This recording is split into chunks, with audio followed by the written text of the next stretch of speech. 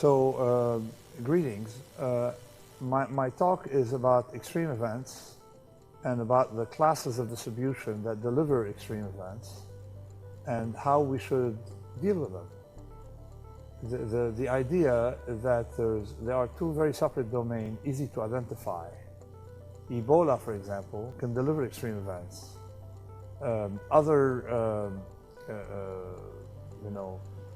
diseases, say toothache or stomach ulcer or something, cannot deliver extreme events. So they have different properties. We're going to explore these properties. We're going to say where most of what you learn in statistics doesn't work, okay, in what I call extremistan, a domain, and we'll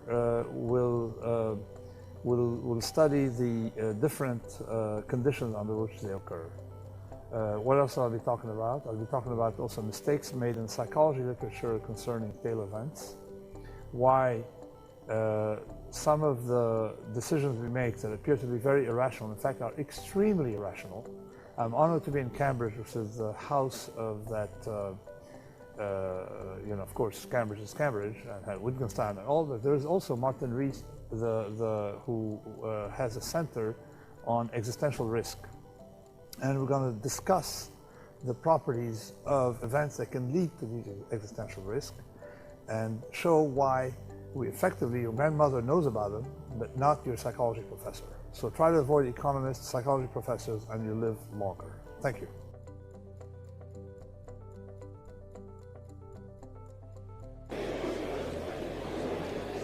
So, good evening. Good evening and welcome to the second of the 2017 Darwin College lectures on the theme of extremes. Last week we heard about extremes in weather and climate. In the cold, harsh days of the Younger Dryas period, some 11,500 years ago, musk oxen, reindeer and woolly rhinos searched for lichen. Dryas flowers bloomed over the permafrost in the muskeg. Where? Here, East Anglia. Advance maybe 20 years. The air is filled with buzzing insects, birds, flowers of spring. The modern Holocene climate suddenly arrived. A very sudden change. Advance again to about 8,000 years ago. You could walk dry-shod to Paris. Possibly the king of Doggerland sent warriors here to hunt now extinct wild cattle. Then there was a huge landslide off the Norwegian coast, potentially triggered by a giant earthquake. That sent a 20-meter or so tsunami across Shetland. Doggerland vanished, completely submerged, and the catastrophic flood scoured the English Channel. Sudden catastrophic events, though, aren't just confined to the natural world. Events, dear boy, events. That was Harold Macmillan. Less elegant was Donald Rumsfeld's Stuff Happens. But he did better, of course, with known knowns, known unknowns, and easily trumping Macmillan, unknown unknowns. So unknown unknowns, to go to the natural world, you think of a fat, happy turkey in the early winter, a cheerful mayfly, or even a mating male praying mantis. None of them know what's before them. Extremely unusual events occur. How should Mediocristan prepare for the unexpected capture of their castle by the leader of Extremistan? Now, mathematicians like singularities.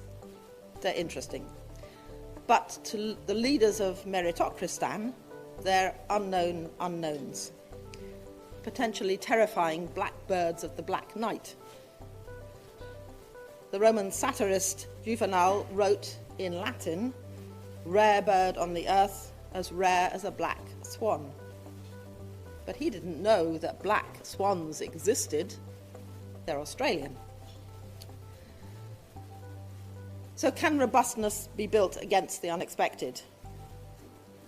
Here from the US to talk on, as you see, the logic and statistics of extremes is the expert, Professor Nassim Nicholas Taleb, a statistician, financier, risk expert, and writer. He first used black swan terminology in his highly acclaimed first book, 2001, Fooled by Randomness. The Incerto, that's a 4-volume book, a book set, includes Antifragile, How to Live in a Black Swan System. That came out 6 weeks ago or so in November, I gather. But now there's another book available online, whose the title of which I've just been told and I've forgotten. I'm sure Nicholas can tell you about this. Please welcome Nicholas Taleb. Thank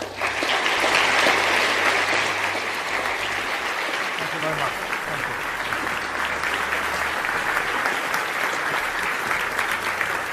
Okay.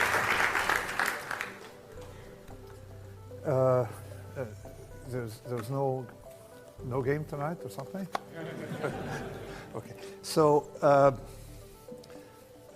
basically, I'm going to summarize the talk in 5 minutes, and then the rest is details. You can leave right after, at minute 6 of the talk. Okay. With a few heuristics, few tricks, and then the rest, of course, becomes what we call academic in the bad sense of the word, not the good sense of the word. Okay. So the Incerto project, for some reason, I was a trader, and then I stopped trading. And when you stop trading, you got to occupy yourself. You want to occupy your days, your afternoon. I was incompetent at all, at bridge, chess, no attention span. Being a trader is natural, and absolutely incapable of playing tennis.